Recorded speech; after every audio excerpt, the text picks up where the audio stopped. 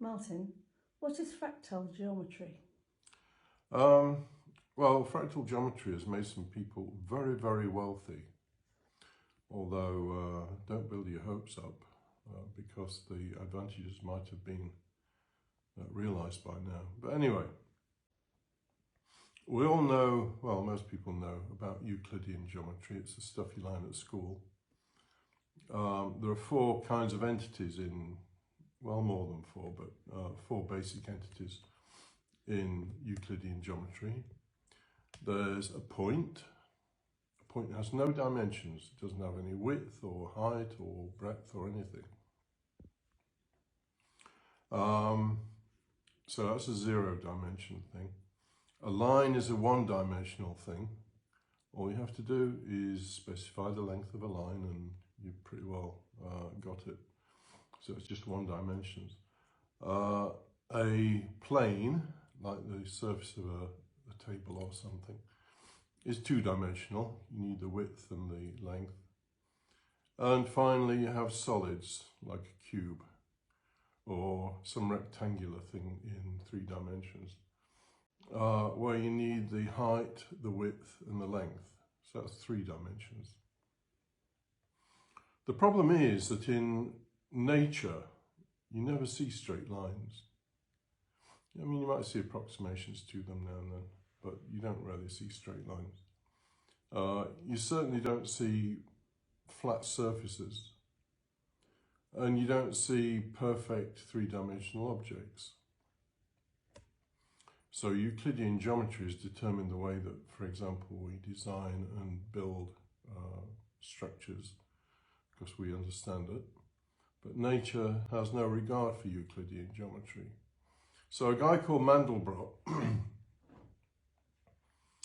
thought, well, is there a way to represent nature, the way nature does things? And he was the originator, really, of fractal geometry. I'll tell you what a fractal is in a moment. But you should know that he started with cotton prices. And what he found was that there are very small patterns in cotton prices that replicate on a big scale. So if you see a small pattern, you can predict to some extent what will happen in the future with the big pattern. And that's what he did. And it's, you know, that kind of theme that allows some people to make very large amounts of money on the stock market. They found these, it's called self-similarity, very small patterns that then emerge on a much larger scale. So the patterns are self-similar. They might be on a different scale, but it's the same kind of pattern. Now, what was needed was, just like we have 1, 2, 3 dimensions, was a dimension to measure nature. So, you know, the best example is a coastline. A coastline isn't a straight line. It isn't an area, it isn't a plane. So what is it? So various calculations have been devised to measure the number of dimensions in, for example, a coastline. And what you find is that Norway has, the coast outline of Norway has a dimension of 1.4. It's not one-dimensional, it's not two-dimensional, it's 1.4 dimensional. And the United Kingdom has a fractal dimension of 1.2. I think Canada is one of the lowest ones. I can't remember, probably 1.1 or something. Anyway, the calculation of these dimensions and the manipulation of them is horribly mathematical. You get into all kinds of things like measure theory and other things. So if you think you might want to have a go at the stock market, you're going to need PhD level mathematics. to find these self-similar patterns, the fractals, as they're called. And that's why it's called fractal geometry. You know, with a coastline, if you take one bit of the coastline, let's say you take a couple of miles of the coastline, you'll find patterns in there that are replicated on the scale of 100 or 200 miles.